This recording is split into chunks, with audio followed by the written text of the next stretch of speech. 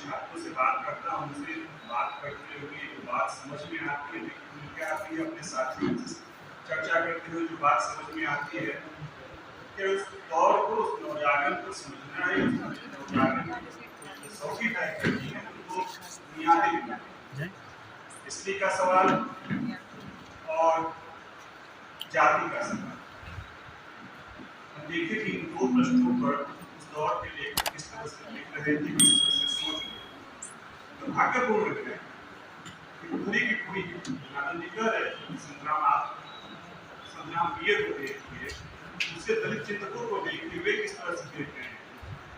मैं कहता हूँ उस दौर के सवर्ण लेखकों को देखिए कि वे किस तरह से देख रहे हैं और प्रेमचंद किस तरह से देख रहे हैं। एक घनघोर किस्म की सचेत चुप्पी मिलेगी प्रसाद के यहाँ, पंत के यहाँ, महादेवी वर्मा के यहाँ, निराला के यहाँ, शर्मा कौशिक के यहाँ, तमाम लेख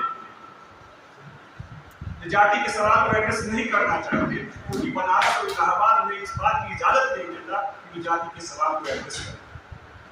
पूरा का पूरा हिंदी क्षेत्र में इस बात की इजाजत नहीं देता। हिंदी क्षेत्र की जो सवर्ण ग्रंथि है, सवर्ण मानसिकता है, वो इस बात की इजाजत नहीं देती। प्रेमचंद का साहस, उनके जोशी को यहाँ से देखिए। बनारस में रहकर भी वो व्यक्ति एक समय यदि कबीर ने लाठी लेकर चलने का साहस किया था, तो वहां बैठकर मोतीराम शास्त्री लिखता और उसके खतरे हुए।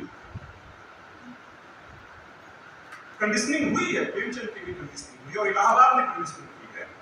इलाहाबाद से एक समय पत्रिका निकलती थी, हिंदी प्रदीप।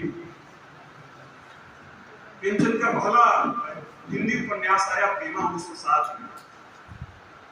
1907 में इंडियन प्रेस से उपन्यास छपा था। 1904 में वह उर्दू में उपन्यास आया था, हम खुरमा व हम सवाब शीर्षक से।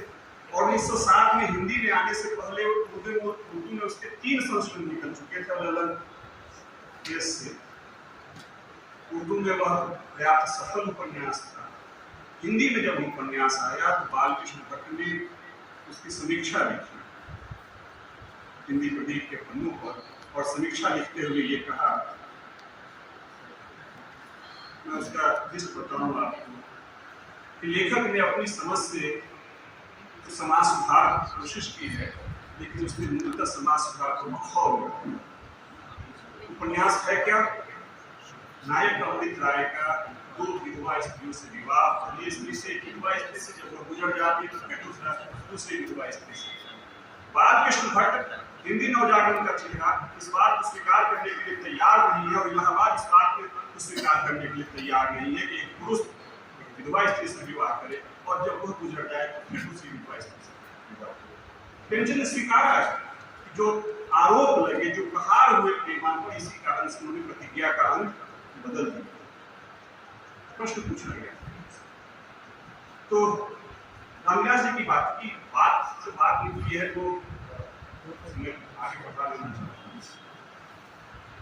हिंदी के रामविलास जी ने समूचे हिंदी की मार्क्सवादी आलोचना और सवर्ण जो मार्क्सवादी आलोचना, उसमें आप खोज के देख लीजिए, जाति के सवाल, प्रेमचंद का लेखन इतना महत्वपूर्ण नहीं होता यदि उन्होंने जाति के सवाल को एड्रेस नहीं किया होता। वो केंद्रीय सवाल उनकी कहानी में, उनकी रचनाओं में, उनके उपन्यासों में। लेकिन मार्क्सवादी आलोचना कहीं भी सवाल को नहीं उठाती है। तो मार्क्सवादी आलोचना नंदुलाल वाजपेयी नहीं छूटे उस प्रश्न को, रामविलास शर्मा नहीं छूटे उस प्रश्न को।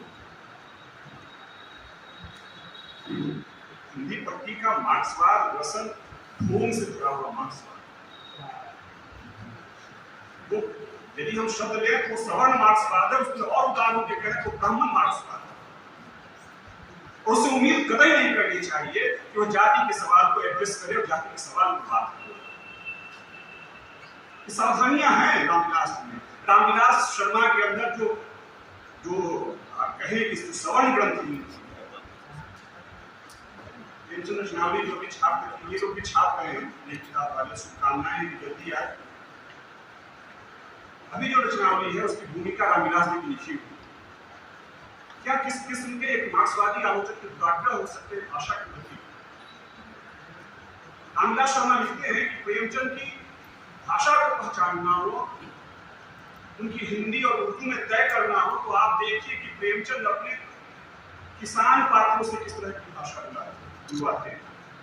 और आपको साफ लगेगा कि प्रेमचंद की जो मूल भाषा है वह भाषा हिंदी है। याद रखिएगा, मैं इस मामले में बहुत स्पष्ट हूँ। मेरा आग्रह भी है कि इस देश में हिंदी क्षेत्र में जो तथाकथित हिंदी क्षेत्र है, जिसे हिंदी उर्दू क्षेत्र कहने में संकोच होता है, जिसे ब्रज अवधी और बघेली का क्षेत्र कहने में संकोच होता है, भोजपुरी और मैथिली का क्षेत्र कहने में संकोच होता है, हिंदी क्षेत्र में तथाकथित हिंदी क्षेत्र में इसकी जो सबसे बड़ी समस्या आज सांप्रदायिकता की समस्या है, भाषा का सवाल है। उस भाषा के सवाल में हिंदी के मार्क्सवादी आलोचकों ने और उस दौर के मार्क्सवादी आलोचकों ने, सवर्ण मार्क्सवादी आलोचकों ने हिंदी के पक्ष में अनावश्यक किस्म की पहरेदारी की। मामला समझ करते हैं प्रेमचंद के हवाले से बहुत ही दुर्भाग्यपूर्ण। जनार्दन जी ने जो बात कही, जो कायदे की बात कही कि प्रेमचंद का ये लिखन अप्रासंगिक नहीं होना चाहिए, लेकिन है। इसलिए है कि जो लोकतंत्र के मूल्य थे, स्वतंत्रता आंदोलन के जो मूल्य थे, जो उद्देश्य थे, उन उद्देश्यों की प्राप्ति नहीं थी। और जिस समय में हम हैं वो संकट बढ़ा हुआ संकट है। नेहरू की व्यक्ति पर मोदी ने कहा था कि अब संकट बढ़ गया है, फासिज्म को रोकने वाला कोई नहीं। असहमति के बाद, नेहरू से संघर्ष, वैचारिक संघर्ष के बाद, और यही स्थिति को नेहरू को अब जो समय है हमारा, नेहरू और उनके समय का जो मॉडल था, जो चल रहा था, और हाल हाल तक जो चीजें दबे पांव आ रही थी, अब प्रकट है हमारे सामने। और समय तो ऐसा है कि इस समय में आप जो हुक्म है ऊपर से साहब का आदेश होता है, उसकी अवज्ञा करने का साहस नहीं कर सकते। गुसाई कहते हैं ना, भय में कोई न प्रीत। साहब जो है वो आप भय कह रहा है। सत्ता पूरी तरह, सत्ता का क्षेत्र ही मूलतः तानाशाही होता है, लेकिन अभी तो सत्ता है आशावादी सत्ता है। और यह इसलिए ज्यादा खतरनाक है क्योंकि इसके साथ एक हाथ बाजार का है और दूसरा हाथ इसका धर्म का है, और दोनों का गठजोड़ इसने कर रखा है। बाजार और धर्म के साथ उनसे जो संचालित ये सत्ता है, इसके चेहरे देखिएगा, चाहे राजनीतिक हो, चाहे आर्थिक हो, चाहे न्याय का क्षेत्र हो, चाहे मीडिया का क्षेत्र हो, चाहे ज्ञान का कोई अनुशासन हो, सब पर इन सभी के केंद्रों पर इन्होंने एक कब्जा जमा रखा। कोई क्षेत्र छूटा नहीं, न न्यायपालिका छूटी है, न बाजार छूटा है, न ज्ञान का क्षेत्र छूटा है। अब न्यूज चैनल्स देखते हैं, खासतौर से समय जो उदारीकरण का दौर है उसके बाद जो समय है, उस समय ध्यान रखिएगा। समझ में नहीं आता है कि सुबह 7 से 8 के बीच में टीवी पर रामदेव की क्या जरूरत है। ये बात समझ में नहीं आती कि प्रदीप शर्मा बैठ करके क्या करते हैं। एक समय दाढ़ी वाले एक बाबा बैठा करते, क्यों जरूरत? वो अपने चैनल खोले, लेकिन न्यूज चैनल ज्ञान के समस्त अनुशासनों, ये समय जो है मनुष्य के रूप में हमने जो यात्रा की और जो उपलब्धि की है, जो भावनाएं हमारी हैं, जो हमारे भीतर करुणा है, ममता है, ये जो बाजार है ये सबको पण्य बना देना चाहता है, सबको ये प्रोडक्ट में क्रिएट कर देना चाहता है। और जो चीजें पण्य नहीं बनने के लिए तैयार है, बाजार उन्हें आउटडेटेड रिजेक्टेड रद्दी की टोकरी में आ। अब ये दौर में उसमें शुद्धता के लिए कोई जगह नहीं है, न ज्ञान शुद्ध है, न धर्म शुद्ध है,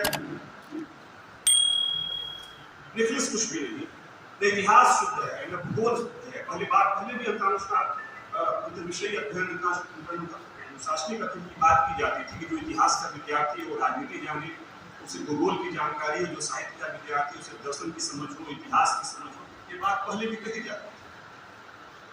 लेकिन जब से बाजार ने दखल किया है हमारे जीवन में, हमारी सत्ता में, हमारे समाज में, अब देखिए खासतौर से 90 के बाद का समय, इसने संवेद रूप से ज्ञान की मर्यादा घटाई है, इसने भाषा की मर्यादा घटाई है,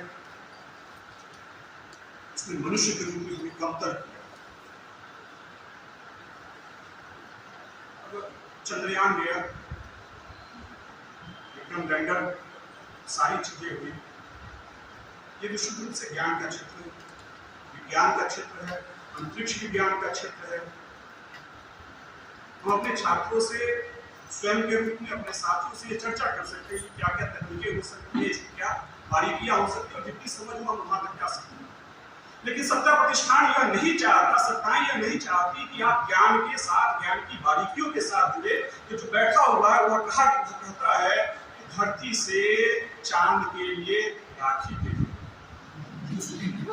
जब जो विशुद्ध ज्ञान का क्षेत्र है उसमें भी आप हमारी भावनाएं अपनी जगह, जो ज्ञान का विषय वो चाहता है कि नहीं है कि जो गरीब का बच्चा है, जो दलित का बच्चा है, जो पिछड़ों का बच्चा है, वो जाने इस चीज को। बुरा हुआ इस तरह की ज्ञान का अवमानना का दौर, ये भाषा की अवमानना का 56 इंच। दूसरी ओर से भी कम तैयारी नहीं, कहेंगे कि मैं शेर हूं। गांधी ने कभी कहीं पूरे गांधी साहित्य को उलट के देखे, गांधी ने अपने आप को शेर नहीं, लेकिन जो गांधी के नाम के साथ आगे बढ़ रहे कहते हैं शेर हूं, मैं शेर का बच्चा। ये हिंसक है, भाषा की हिंसा है, इससे मुक्त होना कठिन है। कहा जा रहा है घमंडिया करने से भाषा की अवमानना है। बाजार ने, धर्म ने और इन दोनों के गठजोड़ से जो समाज व्यवस्था हमारे सामने है, इसने सबको प्रकलित किया है। याद कीजिए वो दृश्य जब एक महिला सांसद संसद भवन में हंसती है, मैं प्रेमचंद को नहीं आ रहा और उसकी हंसी सुनकर के कहा जाता है कि बहुत दिनों के बाद ये हंसी सुनाई दी, रामायण की याद आ गई, रामायण की पूजा किया। ये हंसी की अवमानना, हमारी भावनाओं की अवमानना। और इस संकट में प्रेमचंद के साथ कैसे जुड़े, प्रेमचंद को कैसे पढ़े और प्रेमचंद को कैसे पढ़ा जाता है, ये प्रेमचंद के कुपाठ का। कुपाठ क्यों होता है? कुपाठ इसलिए होता है कि जो कुपाठ कर रहे हैं उनके पास अपने नायक नहीं है।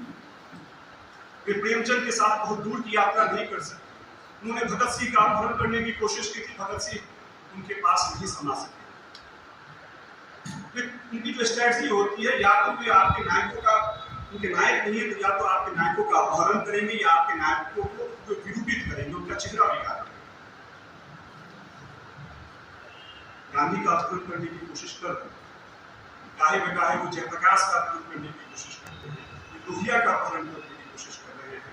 नेहरू को वे नायक नहीं बना सकते तो नेहरू को विरूपित करने की कोशिश करते हैं। उनके पास प्रेमचंद नहीं तो प्रेमचंद पर कब्जाने की कोशिश करते हुए चुनेंगे प्रेमचंद की कहानी यही मेरा वतन है और कहेंगे इसमें नायक की तलाश तो हिंदू भारत में हो। वे चुनेंगे कहानी मंत्र और कहेंगे कि देखिए मंत्र कहानी तो ये दिखा रही है कि इसमें भारत के पास में ज्ञान वैभव था कि मंत्र के जरिए भी, झाड़ फूक के जरिए भी सांप के कांटे का विषय उतार सकते हैं। वे चुनेंगे कहानी जिहाद और दिखाएंगे कि देखिए एक स्त्री ऐसी है, हमारी नायिका तो ऐसी होनी चाहिए जो अपने शौर्य के लिए, हिंदू धर्म की रक्षा के लिए, हिंदू पहचान की रक्षा के लिए सब कुछ कुर्बान कर देती है। एक बात कर, ये प्रेमचंद की रचनाओं के साथ न्याय है। प्रेमचंद को पढ़े कैसे, क्यों जरूरत है हमें हमारे समय में प्रेमचंद? प्रेमचंद की जरूरत हमें पंच परमेश्वर की है कि हम बिगाड़ के डर से भी ईमान की बात कहना नहीं छोड़ेंगे। प्रेमचंद की जरूरत हमें इसलिए है क्योंकि जब गाय पीर का प्रसंग बहुत मार्मिक प्रसंग है कि हमारे गाय पीर तो गाय की पुकार सुनकर शादी के पीढ़े से सुनाए। यह देश अकेले अलगू चौधरी का देश बन करके नहीं बन सकता, यह समाज केवल अलगू चौधरी का देश बन के नहीं बन सकता जब तक वही कोशिशें हैं कि अलगू चौधरी और जुम्मन को अलग अलग कर दिया जाए, और कोशिशें बहुत भयानक रूप से सफल हो रही हैं। संकट इस समय है कि हम साझे के साथ सदगति कहानी का, यह दौर सदगति कहानी में जो देवता आते हैं, प्रेमचंद के यहाँ बराबर देवता आते हैं। यह समय वह समय है जब उन देवताओं की पूजा की जा रही है और देवता हर रोज कहीं न किसी कोने से गोबर छत्ते की तरफ उगा। सांप्रदायिकता और संस्कृति, सांप्रदायिकता इस दौर में ढके छुपे ढंग से नहीं आती, प्रकट रूप में आती। ये संकट है हमारे साथ, यह संकट है ईदगाह कहानी पढ़ने का। हम कितना जानते हैं अपने पड़ोसी मुसलमान को? हमारे फोन बॉक्स में मैं प्राय चर्चा करता हूँ अपने साथियों से कि मेरे कॉन्टैक्ट लिस्ट में, आपके कॉन्टैक्ट लिस्ट में कितने आपके मुसलमान दोस्त हैं, मुस्लिम दोस्त हैं? आपके कितने दोस्त हैं जो आपकी जाति से बाहर के? एक विराट चुप्पी सत्ता प्रतिष्ठान में एक बहुत बड़ी खाई पैदा करती है। किरदार कहानी को इस रूप में भी पढ़ना चाहिए। 30 के आसपास लिखी हुई यह कहानी जो औपनिवेशिक काल की कहानी है, जिसमें हामिद पैरवी करता है चिमटे की, और चिमटे के साथ कहता है कि जब अब्बू आएंगे, अब्बा आएंगे तो किताबें लाएंगे, मैं किताबें बांटूंगा। यह कहानी ज्ञान की भी कहानी है, मजबूत सामान की भी कहानी है। यह जो बाजार हमारे सामने है वो हमें रोज कहता है कि मजबूती के पीछे फैशन के दौर में गारंटी की इच्छा।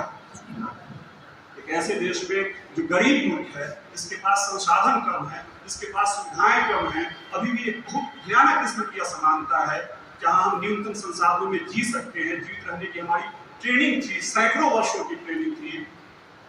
दाल रोटी खाइए, प्रभु के गुण गाइए। संतोष जिस समाज के लिए बहुत बड़ा मूल्य हुआ करता था, बाजार ने उस संतोष को छीन लिया है।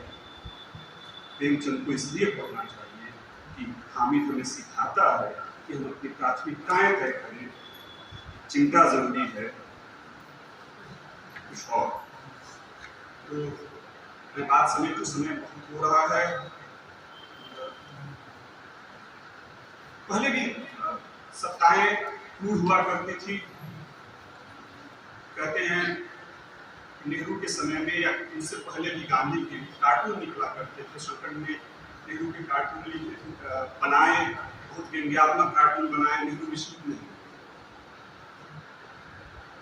प्रेमचंद का एक लेख है जीवन में साहित्य का स्थान, और उसमें एक प्रसंग छेड़ते हैं। प्रसंग यह है कि नादिर शाह दिल्ली आया और दिल्ली को कत्लेआम मचाता है। यमुना खून से लाल हो चुकी है, और नादिर शाह के जो सिपाही है, उसके साथी है, मंत्री, और वे अब इस कत्लेआम से थक चुके हैं। कत्लेआम से कौन साहस करे कि नादिर शाह को समझाए? तो उसमें एक जो वृद्ध मंत्री है वह उठता है और एक शेर लिख करके देता है। कसे न मांद कि दीगर, फारसी में, कसे न मांद कि दीगर बतेगे नाज खुशी, मगर के जिंदा अपनी खल करा तो बाज खुशी। माने कोई बचा नहीं, सब तुम्हारी कहर के शिकार हो गए। निगाहे नाच की तलवार से तुमने सबको मार डाला। प्रेम की कविता है कि अपनी आंखों से तुमने सबको मार डाला। अब ऐसा करो, एक बार प्यार से सबको देख दो, सब जीवित हो जाए, ताकि तुम्हें मारने वाले लोग फिर से मिल जाए। तुमने तो सबको मार डाला। कहते हैं प्रेमचंद अपने उस लेख में कहते हैं कि नादिर शाह का हृदय यह सुन करके, इसके व्यंग को सुन करके, इसकी अन्योक्ति को सुन करके कचोट उठा, और उसने अपना बिस्तरा उसी समय समेट लिया और वापस लौट गया। यह जो समय है यह ज्यादा चुनौतीपूर्ण समय है। जो शासक बैठे हैं वह नादिर शाह से भी,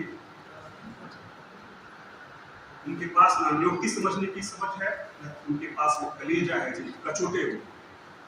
संकट इसलिए बावजूद प्रेमचंद हमें सिखाते हैं, हमारे पुरखे हमें सिखाते हैं, गालिब हमें सिखाते हैं कि जल्लाद से डरते हैं न बाइज से झगड़ते।